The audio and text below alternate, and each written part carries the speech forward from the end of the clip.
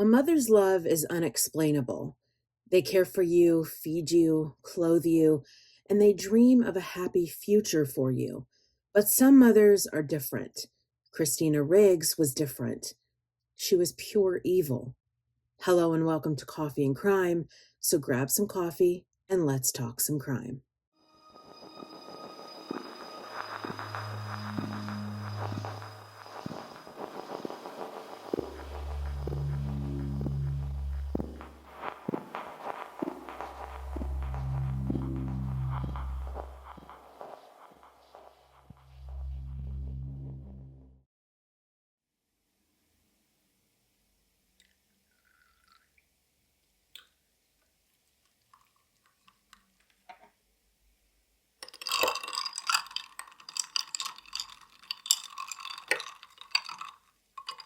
Christina Marie Riggs was born on September 2nd, 1971, in Lawton, Oklahoma, and grew up in Oklahoma City.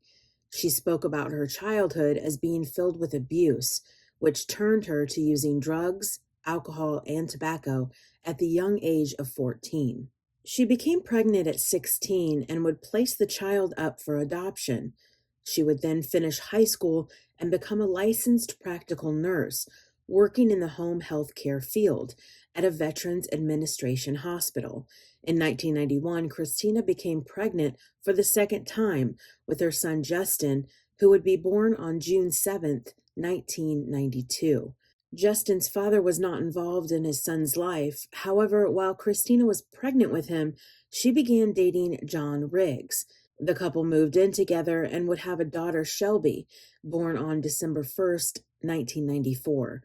John and Christina married in 1995 and would move the family to Sherwood, Arkansas, where Christina's mother lived. But the marriage fell apart when Christina claimed that John had struck her son Justin in the stomach. The couple divorced, and soon Christina was deeply in debt with 2 children to raise. On November 4th, 1997, Christina would acquire the antidepressant Elavil from her pharmacy and would then steal potassium chloride and morphine from her job at the Arkansas Heart Hospital. She would leave work as usual with no one seeing any signs of distress, no anger or frustration coming from her. It seemed to be just another normal day. But there was something different that day. No one knew that she was about to do the unthinkable. She drove to her mother's home where her children were being looked after. As she was taking them from the home, Christina's mother felt something was off. She asked if everything was okay, in which Christina simply replied, yes, and loaded her 2 children in the car. Arriving home, she made Justin and Shelby dinner and played with them, knowing that it would be the last night they would be alive. Giving them the Elavil to help them sleep, she would inject her son with the potassium chloride, hoping he would just slip into his death. But the potassium chloride she injected Justin with didn't work. She hadn't diluted it properly. This caused Justin excruciating pain. And hoping to ease that pain, she injected him with morphine. That failed as well. She could have stopped then. She could have called 911 to save her son. But instead, she smothered Justin with a pillow. Her son fought, kicking, scratching, and screaming. In a later interview, Christina stated that her son whined, "Mama, Mama." The last minutes of his life was knowing that his mother was killing him. And seeing what he had went through, she smothered Shelby as well. Shelby could not fight back since her body was filled with Elavil. Christina would lay her children in bed together, tucking them in with a blanket. She then would write 3 suicide notes, one to her mother, one to her sister, and one to her ex-husband. In the letter to her mother, she wrote that she feared, since her children had 2 different fathers, that after her death they would be separated. She also wrote that she didn't want them growing up knowing that she had taken her own life. She then attempted to end her life by taking 28 Elavil pills and would inject herself with potassium chloride. Lying next to the bed where her lifeless children were, Christina thought it was all going to end. But 19 hours later, around 4 p.m., Christina's mother would find her after not hearing from her daughter and feeling something was off. Her mother would also find her two grandchildren dead in their bed. Christina was taken to Baptist Memorial Hospital, and by 5:30, doctors had pumped her stomach and stabilized her. Investigators searched Christina's apartment and began piecing everything together. They would find syringes, empty bottles of Elavil, morphine, and potassium chloride, and Christina's 3 suicide notes. Police called the hospital and ordered the staff not to allow any visitors to Christina's room, even her immediate family. But her family knew where everything was heading and hired an attorney around midnight that same day. And on November 6th, detectives entered her hospital room, read her rights, and within 8 minutes, Christina confessed to killing her son and her daughter. She was then arrested and booked into the Pulaski County Jail and charged with 2 counts of capital murder. Her attorneys initially entered an insanity plea, but Christina opted to go straight to trial. She pleaded not guilty by reason of insanity, and at trial, several psychiatrists testified that Christina should be found innocent by mental defect, quote, because she suffered major depression and could not appreciate the wrongness of her actions. But the damage had been done. Christina was recorded on tape confessing to the murders.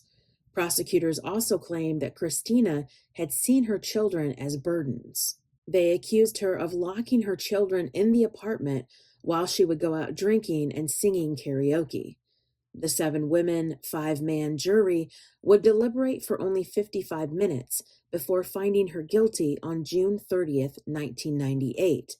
They would recommend the death penalty. Christina Riggs waived her appeals and requested execution. She stood in court and stated that she wanted to die and be with her babies, and that she deserved to die. While the judge set her execution for August 15th, 1998, the judge said, quote, "I'm going home to be with my babies." Despite her wishes, Christina's death penalty was appealed to the Arkansas Supreme Court, which upheld the guilty verdict. After that, Christina waived any further appeals. She spent less than 2 years on death row.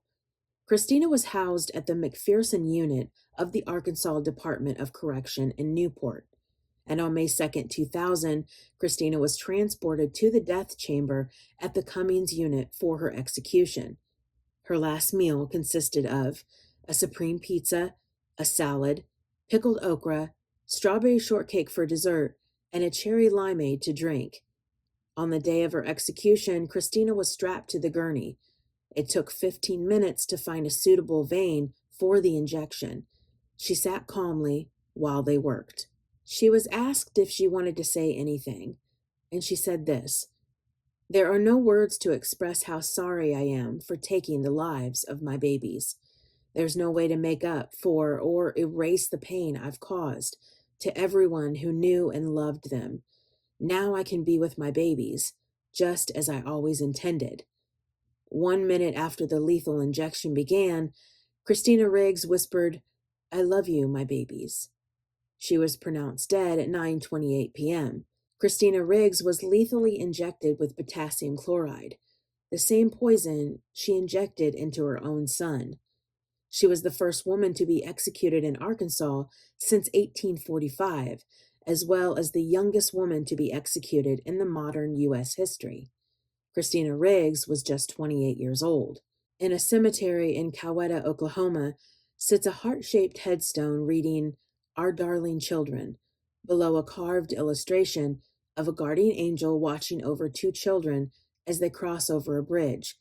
Their headstone also shows a picture of brother and sister smiling innocently.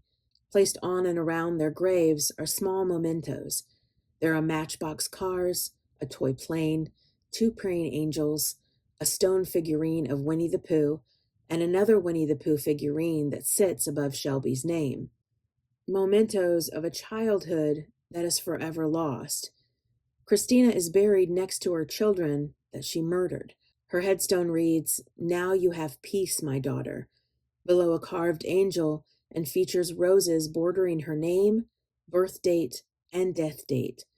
Around Christina's headstone is an angel figurine and a stone vase with faded flowers of purple and yellow. A photo of her smiling has come off and now sits, waiting to be placed back on her stone. Being a mother is the hardest job in the world, and being a mother is making sure that you protect your children at all costs. But how do you protect children from the very person who gave them life? In an interview, Christina seemed to have blamed her son Justin. She stated that he had ADHD and that the daycare he was attending would call her and tell her he was a handful and that he would wear them out, and that when her mother would watch them, she would always be exhausted. She goes on to say that in her mind, nobody wanted her children. The truth, in my opinion, is that Christina couldn't handle being a mother anymore. She became pregnant at a young age and gave that child up for adoption. She then went on to have Justin and Shelby, but her marriage fell apart, turning her into a single mother, having to provide for her children. Stresses of her job, being a single mother, and everyday life proved too much for Christina. But there is no excuse any mother could give to justify killing their own children. Thank you for watching Coffee and Crime. Join me every Tuesday as I delve into the darker part of our society with another episode of Coffee and Crime. I'll see you next time.